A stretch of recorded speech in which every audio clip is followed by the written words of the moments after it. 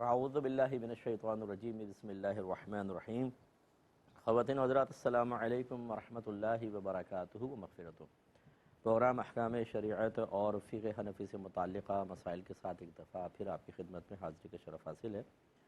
کچھ offer question لیں گے۔ یہ کہتے ہیں کہ ایک لڑکی سے میری آن لائن دوستی ہو گئی اور میں نے اس سے شادی کا وعدہ بھی کیا، لیکن بعد میں مجھے پتہ چلا کہ اس نے مجھ سے کئی جھوٹ بولے اپنی عمر کے بارے میں بھی، اور اس کے علاوہ اس کی کئی اور لڑکوں سے دوستی بھی کسی طرح ثابت ہو گئی۔ اب اگر میں اس سے شادی نہ کروں تو کیا حکم شرع ہوگا؟ دیکھیں، آپ کا اس سے شادی نہ کرنا یہ وہ وعدہ خلافی نہیں ہے جس پر آپ کی گرفت ہو، کیونکہ آپ کا وعدہ ایک مخصوص صورت کے تحت تھا۔ اگرچہ آپ نے الفاظ میں اس کو بیان نہیں کیا تھا، آپ کے نزدیک وہ لڑکی آپ سے سنسیئر تھی، آپ سے ہی مطلب اس کا ریلیشن تھا، کسی اور کے ساتھ نہیں تھا، یہی تصورات آپ کے ذہن میں تھے، تب آپ نے وعدہ کیا۔ لیکن جب اس نے دھوکہ دیا تو گویا کہ وہ کنڈیشنز جو آپ دونوں نے باقاعدہ طے تو نہیں کی تھیں لیکن ذہن میں موجود تھیں، جب اس کے برخلاف ہوا تو بالکل آپ وعدہ خلافی کر سکتے ہیں۔ جیسے میں کسی کو پیسہ انویسٹ کرنے کا وعدہ کروں لیکن بعد میں پتہ چلے مجھے اس کے بعد کہ وہ تو مارکیٹ میں بہت بڑا دھوکے باز ہے، تو کیا میں پیسہ اس کو دے دوں؟ لازم سی بات ہے کہ نہیں۔ اسی طرح یہاں پر بھی ہے، تو آپ کو کوئی اس میں گرفت نہیں ہے۔ یہ کہتے ہیں کہ کسی نے ہمارا ادھار دینا تھا تو قرض دینے والے یعنی ہم نے دل میں ارادہ کر لیا کہ اس کو ہم نے معاف کیا، ہم اس سے نہیں لیں گے۔ بعد میں اب وہ قرض دار واپس کرنا چاہتا ہے وہ قرضہ، یعنی پہلے وہ اتنا غریب تھا کہ ہم نے ارادہ کر لیا لیکن وہ اب واپس کر رہا ہے، تو کیا حکم شرع ہوگا؟ دیکھیں، بہتر طریقہ یہی ہے کہ آپ اس کو کہہ دیں کہ میں پہلے دل میں آپ کو معاف کر چکا تھا، اس لیے آپ یہ قرضہ اپنے پاس رکھ لیں۔ نہ لیں تو بہت ہی بیسٹ ہے۔ اگر لے لیتے ہیں تو بہرحال چونکہ آپ نے صراحتاً اس کو نہیں کہا تھا، اور جب آپ کسی کو یہ ابراء کہلاتا ہے، براءت ظاہر کرنا، کسی کو بری کر دینا کسی چیز سے، اس کے لیے ضروری ہے کہ سامنے والا اس کو قبول بھی کرے۔ تو آپ نے تو خالی دل میں سوچا تھا، ابھی ایسا نہیں تھا کہ آپ ہی کہتے میں نے تمہیں قرضہ معاف کیا، وہ کہتا چلو ٹھیک ہے، پھر تو معاف ہوتا، یعنی شرعی اعتبار سے پھر آپ دوبارہ کلیم نہیں کر سکتے تھے، لیکن ابھی آپ کر سکتے ہیں۔ لیکن افضل اور اولیٰ یہ ہے کہ جب ایک دفعہ دل میں ارادہ کر لیا اور آپ نے اللہ کے لیے ہی معاف کرنے کا ارادہ کیا ہے تو اب اس کی پرواہ نہ کریں، اب اس کو چھوڑ دیں، اس کو منع کر دیں۔ یہ کہتے ہیں کہ کوئی چیز ایسی ہے جس میں بطخ کے پروں کو استعمال کیا جاتا ہے اور وہ کھانے کی چیز ہے، وہ کوئی پیسٹری وغیرہ وہ مخصوص انہوں نے بتائی تھی کہ اس میں سنا یہ ہے کہ بطخ کے پروں کو استعمال کیا جاتا ہے۔ باہر کے ملک سے کویسچن تھا۔ دیکھیں، بطخ کے پر اگر وہ بطخ صحیح طرح ذبح نہ بھی ہو، پر بہرحال بالکل پاک و صاف ہوتے ہیں، یعنی پر میں حلت اور حرمت کے مسائل نہیں ہے کہ اگر آپ بسم اللہ اللہ اکبر کہہ کر ذبح کریں گے تو پر حلال ہوگا، ورنہ نہیں، کیونکہ جس چیز میں خون کی رسائی ہوتی ہے اس کے لیے یعنی ذبح شرعی لازم ہوتا ہے، لیکن پر کے اندر چونکہ خون جاتا ہی نہیں ہے، بلڈ ایسی ہو تو پر ہوتے ہیں، زینت کے لیے اللہ نے رکھے ہیں، تو لہٰذا اس کے اندر کوئی روح یا خون سرایت نہیں کرتا، لہٰذا اس کو آپ استعمال کر سکتے ہیں۔ چنانچہ اگر زندہ بھی ہوتی ہے بطخ، فرض کریں بعض پر اکھاڑ دیتی ہے، اس پر کو آپ استعمال کر سکتے ہیں۔ وہ پر اگر پانی کے اندر گر جائے تو ایسا نہیں ہوتا کہ وہ پانی ناپاک ہو جائے، تو پھر اس کا استعمال میں کوئی حرج نہیں ہے۔ یہ کہتے ہیں کہ اشتہار ہمارے سامنے آیا، اس میں لکھا ہوا تھا کہ 10 سپارے 500 روپے میں، 20 سپارے 1000 میں اور 30 سپارے 1500 روپے میں، قرآن خوانی کے لیے ہم سے رجوع کرے، تو کیا حکم شرع ہوگا؟ دیکھیں، یہ بالکل ایک گناہ کی دعوت ہے، کیونکہ قرآن پاک پڑھنا ایک نیکی ہے اور نیکی کو طاعت کہتے ہیں، اور طاعت پر اجرت لینا اصلاً حرام ہے۔ اصلاً حرام کا مطلب شروع مذہب میں یہ حرام تھا کہ آپ کسی عبادت پر، کسی نیکی پر کوئی اجرت لیں، یہ منع تھا بالکل۔ پھر بعد میں فقہائے کرام نے دین کی ضرورت کو پیش نظر رکھتے ہوئے چند چیزوں میں اس کی اجازت دے دی۔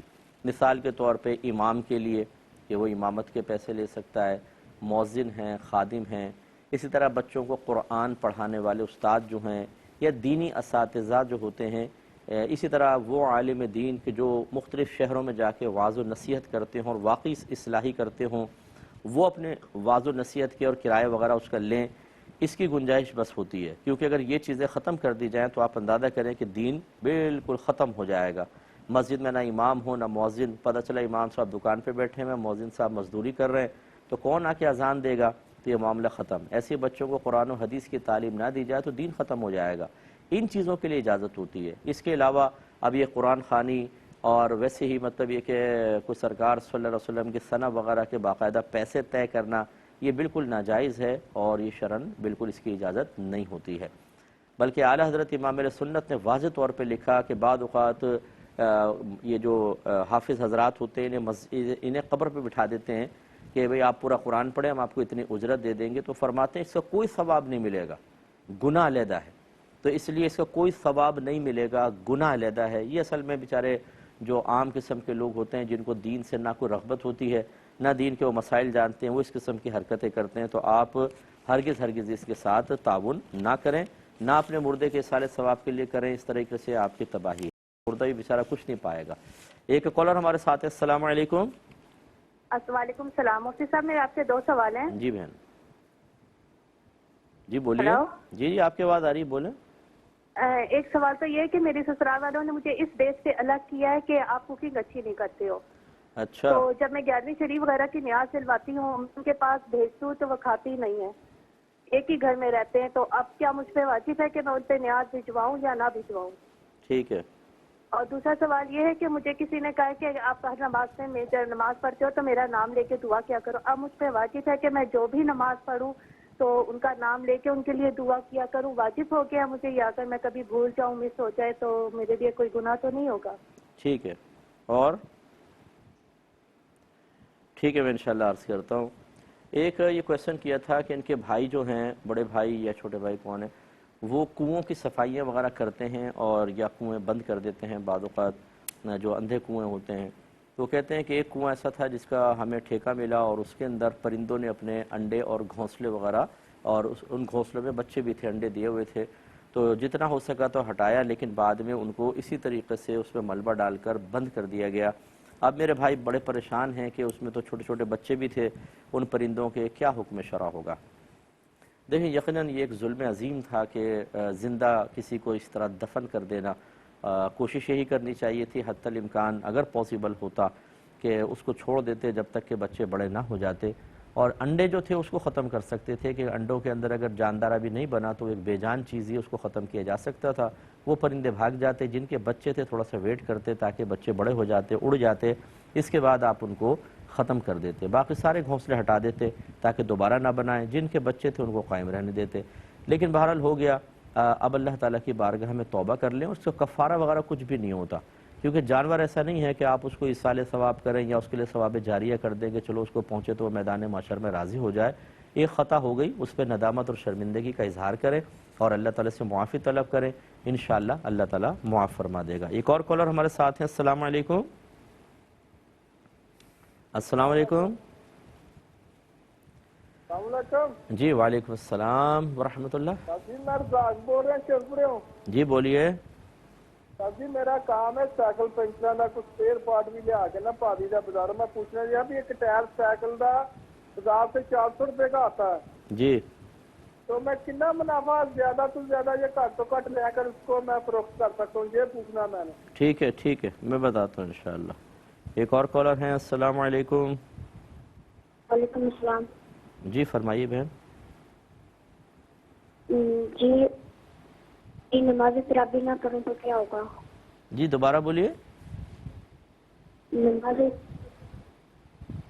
بہن ٹیلی ویژن کی آواز تو بند کر دیں، 19واں سال ہے یہ بولتے بولتے کہ ٹیلی ویژن کی آواز بند کر کے آپ کال کریں۔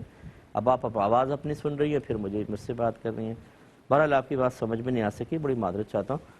ایک انہوں نے کویسچن کیا کہ کسی نے اس طرح کا ایک مصرع، شعر تو پورا تھا، ایک مصرع یہ تھا کہ خدا کا خانہ خراب ہے، یعنی اس کا مفہوم یہ تھا کہ میں مسجد میں گیا تو میں نے ویران دیکھا تو مجھے خوشی ہوئی کہ ہمارے تو نقصان تھا ہی تھا، اللہ کا بھی خانہ خراب ہے معاذ اللہ، تو اس کے بارے میں کیا حکم شرع ہوگا؟ اب مجھے نہیں پتا کہ کس شاعر کا یہ شعر ہے، لیکن بہرحال اس کا ظاہر جو ہے وہ خلاف شرع ہے اور بہت سخت اس پر حکم ہے۔ اللہ یہ جو ہم خانہ خراب کا لفظ کہتے ہیں نا، یہ دوسرے مفہوم میں ہوتے ہیں۔ خانہ ویسے گھر کو کہتے ہیں، اور خانہ خراب مانے گھر ویران ہے، خراب مانے ویران، تو گھر ویران ہے، یہ فارسی کے اندر استعمال ہوتا ہے، لیکن ہمارے اردو محاورے کے اندر خانہ خراب کا مطلب بیڑا غرق ہو جانا، تباہ ہو جانا، بول اس کا تو خانہ خراب ہو گیا، اس طرح ہم کہتے ہیں۔ تو جب ہمارے عرف میں وہ شعر پڑھا جائے گا تو اس کے وہی مفہوم اخذ کیے جائیں گے جو لوگ سمجھتے ہیں، تو اس طرح کے اشعار لکھ دینا اور معاذ اللہ ثم معاذ اللہ اللہ تعالیٰ کی گھر کو یعنی مسجد کو ویران دیکھ کر یہ اس مصرعے میں ایک میں تھا کہ خوشی کا مجھے خوشی ہوئی، تو یہ بہت بری چیز ہے۔ اس سے بڑھ کر ظالم کون جو اللہ کے گھر میں اس کے ذکر کو روکے اور اس کی ویرانی کے لیے کوشش کرے۔ یہ قرآن کی آیت کا مفہوم ہے، اس سے بڑھ کر ظالم کون، یعنی بہت ہی بڑا ظلم ہے جو مسجد کی ویرانی کے لیے کوشش کرتا ہے۔ تو آپ اندازہ کریں کہ اس ویرانی پر خوش ہونا کون سا اچھا ہو سکتا ہے۔ اس قسم کے اشعار ہرگز نہ پڑھیں، اور کسی نے پڑھا ہے تو احتیاطاً ہم یہ کہتے ہیں کہ تجدید ایمان یا تجدید نکاح کر لیا جائے۔ ایک بھائی نے کویسچن کیا کہ بعض اوقات باہر جانے کے لیے ہمیں ایک بینک اسٹیٹمنٹ شو کرنی ہوتی ہے کہ بھئی ہمارا اتنا بیلنس ہے، تاکہ وہ تبھی ویزا ملتا ہے کہ باہر والے اندازہ کرتے ہیں بھئی کنگلا نہیں ہے، ایسے نہیں آ کے کہ وہیں پر آ کے پڑ جائے گا کسی کے اوپر، یا کوئی مطلب ہے کہ اللیگل جاب کرے گا، تو وہ بینک اسٹیٹمنٹ شو کرنی ہوتی ہے۔ اب وہ اپنا تو ہوتا نہیں، تو کسی سے رابطہ کرتے ہیں، وہ اپنے کسی اکاؤنٹ میں پیسہ ڈلواتا ہے، اس کی اسٹیٹمنٹ نکال کر ہمیں دیتا ہے۔ اس پیسے تک ہمارے رسائی نہیں ہوگی، صرف یہ شو کرنی ہے اسٹیٹمنٹ، اور اس سے کچھ پرسنٹ ہم اس کو کمیشن دے دیتے ہیں۔ کیا حکم شرع ہوگا؟ اس کا میں جواب دیتا ہوں، لیکن ایک کالر ہمارے ساتھ ہیں۔ السلام علیکم۔ لائن ڈراپ ہو گئی ہے، ایک اور کالر ہیں۔ السلام علیکم۔ رمضان کے بعد ایک سوال کر رہا ہوں، ہماری مسجد میں جب تراویح پڑھی جا رہی تھی نا، جی، تو جو لڑکا نے تراویح پڑھا رہے تھے نا، وہ کبھی بھول کے 3 رکعتیں پڑھ دیتے تھے، تو پھر وہ مطلب سلام پھیر کے وہ دوبارہ پڑھتے تھے۔ اس کے لیے کیا حکم شرع ہوگا؟ کہیں 3 پڑھی ہیں تو 4 پڑھ لیں، یا کیا وہ دوبارہ پڑھنی ہے، کیا کرنا ہے؟ اچھا جی، میں بتاتا ہوں انشاءاللہ، بالکل آپ کو عرض کرتا ہوں۔ تو یہ جو بینک اسٹیٹمنٹ والا میں نے سوال عرض کیا، یہ بالکل شرعاً جائز نہیں ہے۔ یقینی سی بات ہے، دھوکہ ہے، جھوٹ ہے، فراڈ ہے، اور ہمارے نبی کریم صلی اللہ علیہ وسلم کے فرمان ذیشان کا مفہوم یہ ہے کہ دھوکہ اور جھوٹ تو کافر کے ساتھ بھی جائز نہیں ہے۔ لہٰذا باہر جانے کے شوق میں، ذوق میں انسان اللہ کو بھول جائے، اس کے رسول کو بھول جائے، اور غلط قدم اٹھا کر بعض تو اپنے آپ کو معاذ اللہ غیر مسلم لکھوا دیتے ہیں۔ ویزا مل جائے مجھے، اگر مل بھی گیا، آپ نے بعد میں تجدید ایمان کر بھی لیا فرض کر لیں، لیکن آخرت میں جواب تو دینا پڑے گا۔ ایک مختصر سے بریک پہ جائیں گے، ہمیں یقین ہے آپ ہمارے ساتھ ہی رہیں گے۔ بسم اللہ الرحمن الرحیم۔ ایک کالر ہمارے ساتھ ہیں۔ السلام علیکم۔ میرا آپ سے ایک سوال ہے۔ جی بہن۔ میرا سوال یہ ہے کہ جو میری ساس ہے نا، وہ واش روم میں، ہمارا ایک واش روم ہے، کمبائن ہے، تو میری ساس جو ہے نا واش روم میں کھڑی رہتی ہے، واش روم جا کے اس کے بعد وہ وہاں وضو کرتی ہے اور کھڑی رہتی ہے، پھر اپنی دوسری بیٹی کو بلاتی ہے، تو جب تک وہ دوسری بیٹی نہ آئے وہ ہٹتی نہیں ہے، صرف اس وجہ سے کہ میں وہاں پہ پہلے وضو نہ کر دوں۔ اب اسی کنڈیشن میں میری فجر کی نماز اکثر قضا ہو جاتی ہے۔ میں انتظار کرتی رہتی ہوں کہ واش روم خالی ہو تو میں جاؤں۔ اب میرے لیے کیا حکم شرع ہے؟ اچھا ٹھیک ہے، میں بتاتا ہوں۔ ایک اور کالر ہیں۔ السلام علیکم۔ وعلیکم السلام ورحمۃ اللہ وبرکاتہ۔ مفتی صاحب، میں نیو یارک سے بول رہا ہوں۔ جی جی فرمائیے۔ میرا سوال یہ ہے کہ جو ہے جب میں نماز پڑھتا ہوں جماعت میں، ظہر میں اور عصر میں، جبکہ مفتی زور سے نہیں قرات کرتے ہیں، جی جی، تو وہ جو ہے اس میں جو ہے ہم لوگوں کو جو پیچھے ہیں وہ سورہ فاتحہ پڑھنا پڑے گا یا خاموش رہنا پڑے گا؟ ٹھیک ہے، یہی سب میں عرض کرتا ہوں انشاءاللہ، بالکل عرض کرتا ہوں۔ ابھی کے سوالات لے لیتے ہیں۔ یہ بہن نے فرمایا کہ مجھے میرے سسرال والوں نے اس لیے علیحدہ کر دیا کہ میں کوکنگ صحیح نہیں کرتی تھی۔ اب اگر ان کے کہنے کے مطابق اب اگر میں 11ویں شریف وغیرہ کی نیاز بناتی ہوں، میں بھیجتی ہوں تو اس کو نہیں کھاتے ہیں، تو اگر میں نہ بھجواؤں تو گناہگار تو نہیں ہوں گے؟ دیکھیں، آپ بالکل گناہگار نہیں ہوں گی اگر نہ بھجوائیں تو، لیکن میرا مشورہ یہی ہوگا کہ آپ بھجواتی رہیں۔ زیادہ منع کریں گے نا، واپس لے لیجئے گا اور کسی اور کے گھر بھیج دیجئے آپ۔ اگر وہ صرف آپ کی کوکنگ کی وجہ سے آپ کو منع کر رہے ہیں تو یہ بالکل غلط ہے، آپ کی دل آزاری بھی کر رہے ہیں۔ اور کوکنگ اگر نہیں آتی تو سیکھ لیتی ہیں۔ ہزارہ بچیاں ایسی ہم نے دیکھی ہیں کہ جو ان کو کچھ بھی کھانا بنانا نہیں آتا، لیکن سسرال جاتی ہیں، آہستہ آہستہ سیکھ لیتی ہیں۔ آج کل تو سوشل میڈیا پہ ہر طرح کی ریسیپی موجود ہے، تو صرف اس بیس کے اوپر کسی بچی کو علیحدہ کر دینا اور اس کے ساتھ دیگر اس طرح کے اجنبیوں والے معاملات کرنا، یہ شرعاً ٹھیک نہیں ہے۔ لیکن ہو سکتا ہے کہ ہماری بہن نے پوری بات نہ بتائی، اور صرف کوکنگ کے مسئلے پر تو کوئی علیحدہ نہیں کرتا ہے، اور بھی مسائل ہو سکتے ہیں، لیکن اکثر ایسی ہوتا ہے کہ سائلین اپنے بارے میں کچھ نہیں بتاتے، سارا قصور دوسرے کا کہتے ہیں۔ لیکن بہرحال آپ بھیجتی رہیں، اس کا فائدہ یہ ہوگا کہ آپ کے ہسبینڈ کو یہ پتہ چلے گا کہ آپ نے بہرحال کبھی تعلق نہیں توڑا ہے، تو یہ آپ کے لیے آگے چل کر ایک پازیٹیو چیز ہوگی اور ان کے لیے نیگیٹو ہوگی۔ اگر آپ بھی رک گئے تو وہ کہیں گے ہم نے 1-2 دفعہ منع کیا، بھائی پھر تو بھیجنا ہی چھوڑ دیا، کیونکہ خواتین کو مجھے پتہ ہے بہت خطرناک ہوتی ہیں، اپنے اوپر تو آنے نہیں دیتی۔ خود ہی خراب کام کریں گی اور پھر سارا ملبہ ڈال دیں گی دوسرے پر. تو ہمارا مشورہ ہوگا کہ کسی کو راہ فرار نہ اختیار کرنے دیں, کوئی فرار کا راستہ نہ چھوڑیں. آپ اچھا رویہ رکھیں, اللہ آپ کو عزت اور سرخروئی دے گا. اللہ تعالیٰ آپ کے سسرال والوں کو بھی آپ سے محبت رکھنے کی توفیق عطا فرمائے. یہی بہن کہتی ہیں کہ کسی نے مجھے کہا کہ بھئی میرا نام لے کر نماز کے بعد دعا کر دینا. اب اگر میں ان کا نام نہیں لیتی تو کیا میں گناہگار ہوں گی, یا میں بھول گئی تو کیا مجھ پہ واجب ہو گیا ہے نام لینا؟ دیکھیں, اگر انہوں نے کہا بھی نام لے کے دعا کرنا اور آپ نے جواب میں کہا ٹھیک ہے, یہ ایک وعدہ کر لیا آپ نے, اس وعدے کو پورا کریں تو بہت اچھی بات ہے. وعدہ خلافی اچھی چیز نہیں ہے. اب اس میں یہ ضرور ہے کہ کبھی آپ بھول گئیں تو آپ کو بالکل معاف ہے, بھولنے سے تو کوئی گرفت ہے ہی نہیں. نبی کریم صلی اللہ علیہ وسلم نے تو روزے کے بارے میں یہی ارشاد فرمایا, جب کسی نے پوچھا کہ فلاں شخص نے حالت روزہ میں بھول کر کھا پی لیا, تو رحمت کونین صلی اللہ علیہ وسلم نے ارشاد فرمایا کہ اس سے کہو کہ اپنا روزہ پورا کرے, کیونکہ اس کو اللہ نے کھلایا پلایا.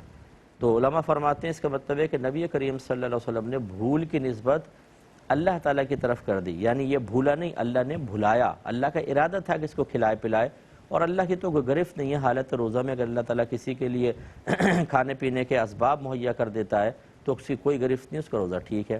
اسی طریقے سے آپ اگر بھول گئے تو کوئی بات نہیں, لیکن یاد ہو تو صرف نام لے کر ایک مختصر سی دعا کرنے میں کیا جاتا ہے کہ مثلا اگر احمد نام ہے, فرض کر لیں آپ کی کسی رشتہ دار کا, آپ نے اللہ تعالیٰ احمد کی مغفرت فرما دے, بس ایک جملہ کہنا کافی, یہ دعا ہو گئی. آپ کو کوئی بہت طویل دعائیں کرنے کی حاجت نہیں ہے. یہ کہتے ہیں کہ ان کا اسپیئر پارٹس کا کام ہے, تو یہ بعض اوقات یہ سائیکل کے پیڈل وغیرہ شاید کہہ رہے تھے کہ 400 روپے کا میں لے کر آتا ہوں, تو اس پر کتنا نفع میں لے سکتا ہوں؟ دیکھیں, شریعت نے نفع کی کوئی مقدار مقرر نہیں کی. بعض لوگ کہتے ہیں جی آٹے میں نمک کے برابر. اب میں آپ سے پوچھتا ہوں کہ بتائیں آٹے میں نمک کے برابر نفع کتنے کا بنے گا, کتنا بنے گا بتائیں؟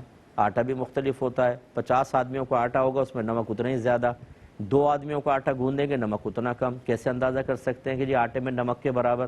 یہ ہمارے ہاں مشہور ہو گیا ہے, شریعت نے کوئی منع نہیں کیا. ہاں یہ ضرور ہے کہ شریعت اس بات کو پسند فرماتی ہے کہ اگر کوئی چیز آپ سیل کر رہے ہیں اور لوگوں کی ضروریات زندگی کی ہے, بہت ہی امپورٹنٹ ہے, وہ مجبور ہو اس کو خریدنے پر, تو اتنا نفع نہ رکھیں کہ وہ تکلیف میں مبتلا ہو جائیں.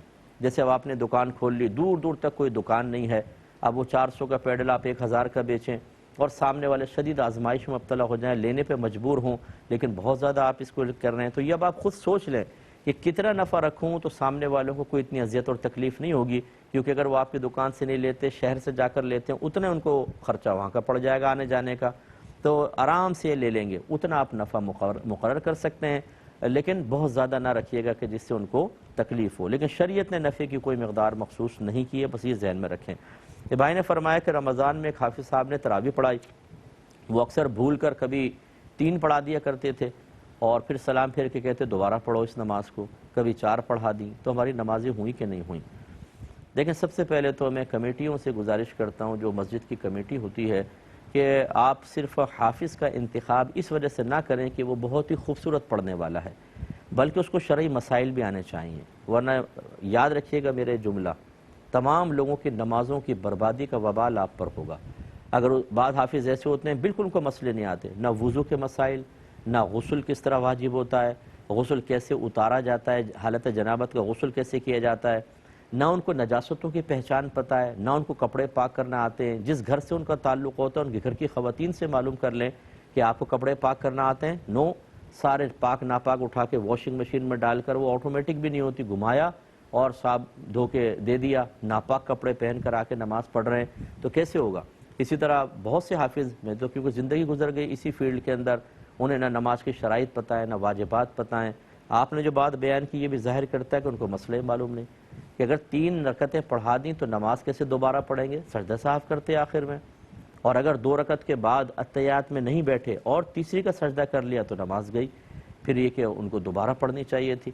تو یہ عجیب و غریب مطلب یہ کہ صورتحال ہوتی ہے کہ ہم حافظ کو رکھنے کے لیے کہتے ہیں حافظ صاحب 2 رکعت نماز آپ پڑھیں, ہم سنیں گے اور مقتدی سنیں گے, آپ کی قرات پسند آئے گی تو رکھ لیں گے. یعنی صرف آپ نے خوش الہانی کے لیے رکھا ہے ایک قاری صاحب کو, ایک حافظ صاحب کو, یا آپ نے نمازیں پڑھوانی ہیں, تراویح اللہ کی بارگاہ میں سنت موقدہ ادا کروانی ہے. تو اگر آپ نے صرف خوش الہانی دیکھنی ہے, باقی چیز نظر انداز کریں تو شریعت اس کو قبول نہیں کرتی ہے. اس لیے خوش الہان نہ بھی ہو, مسائل جانتا ہو, سب سے پہلی چیز. اس کے بعد خوش الہانی بھی ہو تو بہت اچھی بات ہے. تو بہرحال اب آپ کے حافظ صاحب نے جو کچھ کیا, آپ, میرا مشورہ یہ ہوگا کہ آپ یاد کریں لوگوں سے مشورہ کریں، اس کو لکھیں اور اپنے قریبی اہل سنت کے کسی دارالعلوم سے اس پہ فتویٰ لیں، ریٹن فتویٰ، اور وہ کمیٹی تک پہنچائیں دائرہ ادب میں رہ کر کے یہ معاملات ہوئے ہیں، نیکسٹ ٹائم ذرا احتیاط کریں۔ اس قسم کے جو لا علم اور علم دین سے خالی حافظ صاحب ہیں ان کو نہ کھڑا کریں، ورنہ ہماری نمازیں برباد ہوتی ہیں اور وبال آپ پر بھی ہوگا۔ ایک بہن نے کال کی کوشش کی تھی لیکن کوئسچن نہ کر سکی، مجھے کنٹرول روم سے بتایا، انہوں نے پوچھا کہ اگر تراویح نہ پڑھیں رمضان میں تو کیا شرعی حکم ہوگا؟ دیکھیں بہن، تراویح پڑھنا رمضان کی تمام راتوں میں ہر مرد و عورت عاقل بالغ جو ہو اس کے لیے سنت موقدہ ہے، یعنی مسلمان عاقل بالغ کے لیے، چاہے مرد ہو چاہے عورت۔ لہٰذا آپ نے ایک دن ترک کی تو برا کیا، دوسرے دن ترک کی برا کیا لیکن گناہ گار نہیں ہوں گے، لیکن تیسرے دن اگر آپ نے ترک کی تو پھر آپ گناہ گار ہوں گے، پھر یہ مکروہ تحریمی کے درجے کے اندر چلا جاتا ہے۔ اس سے پہلے مکروہ تنزیہی ہوتا ہے کہ ناپسند تو ہے لیکن گناہ گار نہیں ہے۔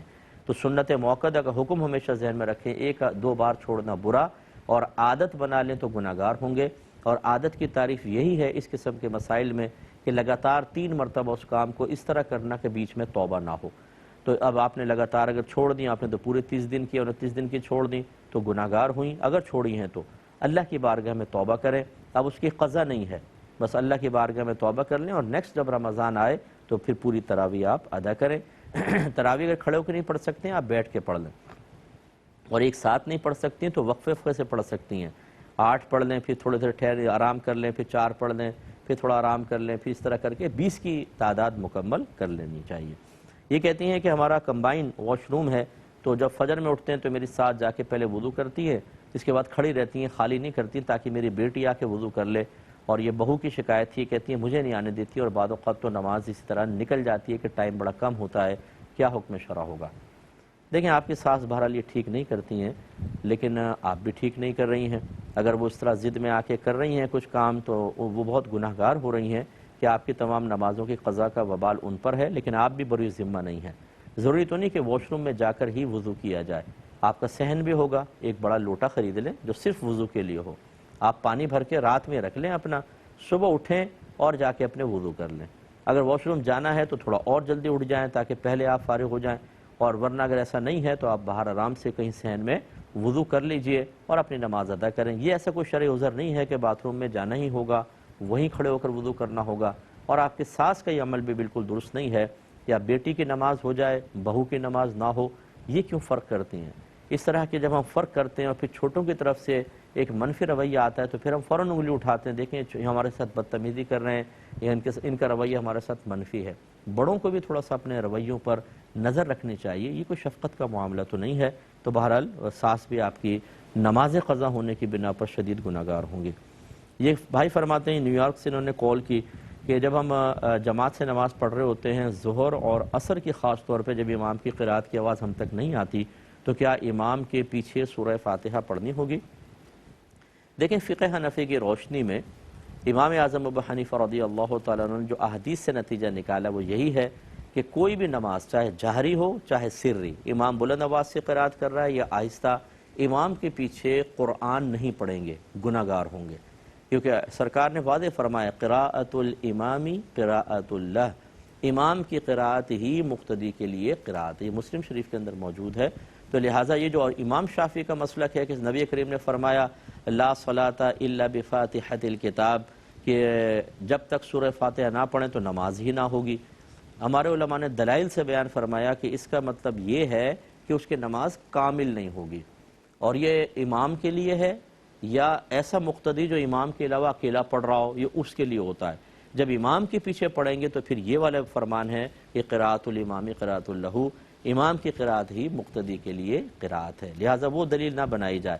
اور اگر آپ وہ حدیث کو کہ کوئی آپ کو کہے کہ نہیں اس سے یہی مراد ہے کہ نماز ہی نہیں ہوگی، تو پھر اس کو یہ حدیث بھی پیش کریں، سرکار نے ارشاد فرمایا کہ لا ایمان لمن لا امانت لہ، اس کا ایمان ہی نہیں جو امانت دار نہ ہو۔ جیسے بالکل یہی ترکیب اس کی ہے، لا صلاۃ الا بفاتحۃ الکتاب، اس کی نماز نہیں جس نے سورہ فاتحہ نہیں پڑھی۔ اس کا مطلب ہے کہ اگر آپ یہاں پر کمال نماز، وصف نماز، یعنی نماز کا کامل ہونا مراد نہ لیں، خود نماز مراد لیں، تو پھر وہاں بھی ایمان مراد لیں کہ جو امانت دار نہیں اس کا ایمان ہی نہیں، اس کا مطلب کافر ہو جائے گا؟ نہیں، وہاں بالاتفاق لوگ کہتے ہیں، سب متفق ہیں کہ جس نے امانت میں خیانت کی وہ کامل مومن نہیں ہے۔ تو یہ ادھر بھی کمال کی نفی ہے، ذہن میں رکھیں۔ ایک مختصر سا بریک لیں گے، ہمیں یقین ہے آپ ہمارا انتظار کریں۔ بسم اللہ الرحمن الرحیم۔ کچھ آفر کوئسچنز میرے پاس اور بھی ہیں۔ کسی بھائی نے پوچھا کہ روزے میں مسلسل سی پی اے پی مشین استعمال کرنا، continuous positive air way pressure machine ہوتی ہے، اس کو لگا کر سوتے ہیں، ہم سو جاتے ہیں، تو اس سے روزے میں کوئی فرق پڑتا ہے کہ نہیں پڑتا؟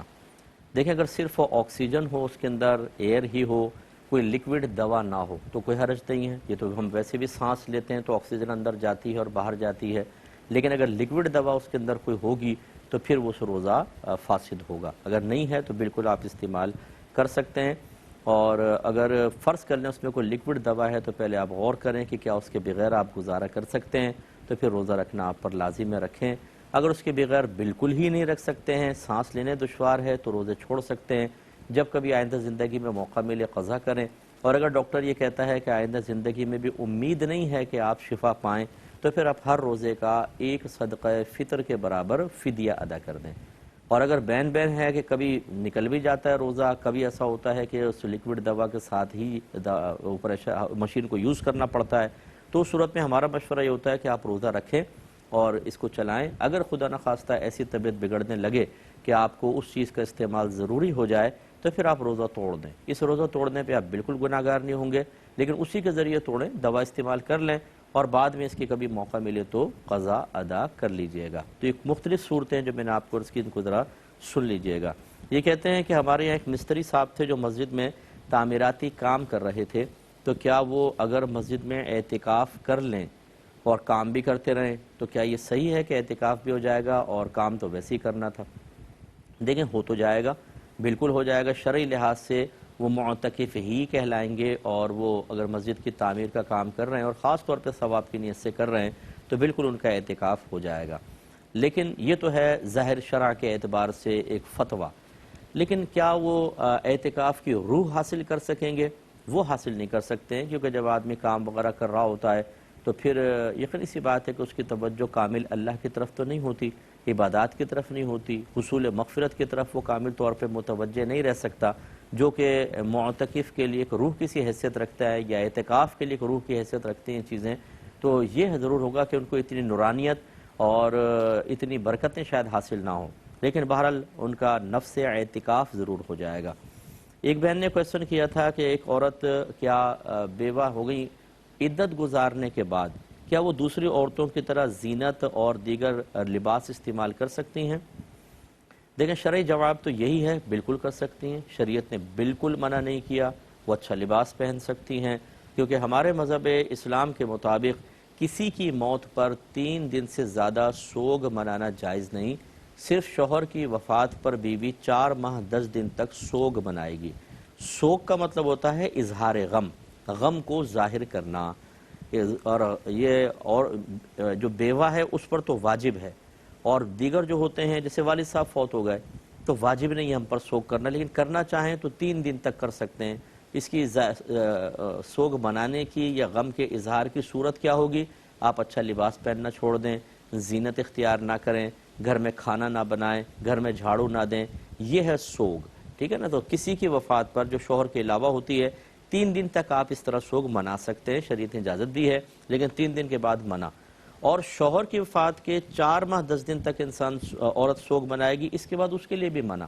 جب اظہار غم منع ہوا تو اس کا مطلب یہ ہے کہ وہ زینت وغیرہ اختیار کر سکتی ہے، لیکن اس کے ساتھ ہمارا یہ مشورہ ضرور ہوگا کہ ہماری ایسی بہنیں ذرا اپنے ماحول کو بھی دیکھ لیں۔ ہمارے یہاں جہالت اتنی زیادہ عام ہے کہ ہم نہ اپنا دین سیکھنے کے لیے تیار ہیں، نہ دین کی تعلیمات کو اپنے گھر میں داخل کرنے کے لیے تیار ہیں۔ جو ہمارا خاندان کہہ رہا ہے، جو ہمارے بڑے کہہ رہے ہیں، جو ہماری دنیا کہہ رہی ہے، وہ معاذ اللہ ثم معاذ اللہ بعض اوقات قرآن اور حدیث پر بھی غالب آ جاتا ہے۔ لہٰذا اب کوئی بیوہ اگر عدت گزار کر بھی اچھے کپڑے پہنے، زینت اختیار کر لے، تو کیا آپ عورتوں کی زبانیں بند کر سکیں گی؟ اتنی غلیظ قسم کے الزامات لگائیں گی، کچھ انتہا نہیں۔ یہ بہنیں جو مجھے سن رہی ہیں نا، یہ خاص طور پہ جانتی ہیں کیا ہوگا ایسی عورت کے ساتھ۔ اپنے شوہروں کہیں گے خبردار جو اس کے قریب گئے، بیوہ ہے وہ، انہیں خوف پڑ جائے گا کہ کہیں وہ شادی اس سے نہ کر لے، اور اس کے علاوہ اس کا کہیں چکر چل رہا ہے بھائی، اور دیگر اتنے کمنٹس، اتنے زیادہ وہ مسائل۔ اس لیے ہماری جو اس قسم کی بہنیں ہیں ان کے لیے شرعی حکم میں نے بیان کر دیا لیکن اس طرح کے لوگوں سے بچنے کے لیے کہ بد سے ہے بدنام برا، کوئی بدنام کر دے گا اور مسائل ہوں گے، تو بہت زیادہ شوخی والی زینت اختیار نہ کریں، لیکن بالکل زینت ترک کرنا ایسے لوگوں کی وجہ سے یہ بھی شرن جائز نہیں کہ کیونکہ یہ سوگ میں داخل ہوگا اور 4 ماہ 10 دن کے بعد سوگ منانا منع ہوتا ہے، تو نارمل ذرا ایک راستہ اختیار کریں، درمیانہ راستہ۔ یہ کہتی ہیں کہ بچی کی نے قرآن پاک ختم کیا تو اس کی آمین کی ہم بعض اوقات لوگ تقریبات رکھتے ہیں، بعض ختم قرآن کی، بعض بسم اللہ کی تقریب رکھتے ہیں، تو جب بچی نے قرآن ختم کیا تو ایک کیک بنوایا گیا جو بالکل قرآن کی شکل کا تھا اور اس کو کاٹ کر کھایا گیا، کیا حکم شرع ہوگا؟ دیکھیں اگرچہ وہ قرآن نہیں تھا لیکن قرآن کی مثل تو تھا، اور اس کے اوپر پھر آپ چھریاں چلائیں اس کے اوپر، پھر اس کو کھائیں پیٹ کے اندر، یہ بے ادبی پر مشتمل ہے۔ اگرچہ وہ اصل نہیں ہے لیکن بہرحال اس کی مثل تو ہے، جیسے نقش نالین پاک نبی کریم صلی اللہ علیہ وسلم کا وہ اصل نالین شریف تو نہیں ہے، ایک نقش ہی ہے لیکن اس کے بھی ادب کا حکم ہوتا ہے۔ ایسے اگر یہ کیک آپ نے قرآن اس کو بنا لیا اور اس کو آپ کاٹ رہے ہیں، یہ ادب کے خلاف ہے، اس سے بچے ادب کی طرف کوئی آئیں گے، بے ادبی کی طرف آئیں گے۔ اسی طرح ربیع الاول کے اندر بعض لوگ کیک بناتے ہیں، میں باہر کے ملک میں گیا تو ایک جگہ وہ مسجد نبی پوری بنائی ہوئی ہے، گنبد خضرا بھی بنایا ہوا ہے، عید میلاد النبی مبارک، آپ جی چھریاں چلائیں اس کے اوپر، وہ نبی کا نام چاک کر دیا، گنبد خضرا کو چاقو چلا دیا، کوئی اٹھا کے اس کو منہ میں کھا رہا ہے، مسجد کو اٹھا کے منہ میں کھا رہا ہے۔ اب اگرچہ وہ کیک ہے لیکن یہ ادب کے خلاف ہے۔ اس طرح کوئی نام نہ لکھوائیں برائے مہربانی کیک کے اوپر، کوئی اس کو مخصوص ہیئت اختیار نہ کروائیں جو مقدس ہیئت ہوتی ہے۔